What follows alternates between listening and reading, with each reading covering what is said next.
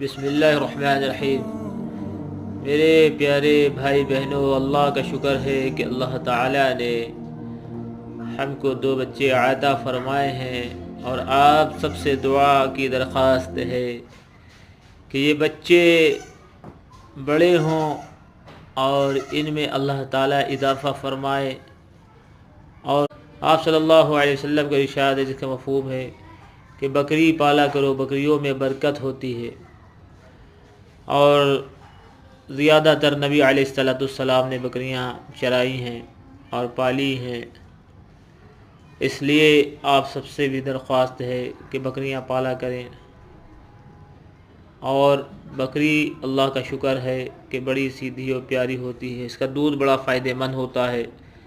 اللہ تعالی ہم سب کو خوب اس کا دودھ پینے کی توفیق نصیب فرمائے۔ وآخر دعوانا ان الحمد للہ رب العالمین۔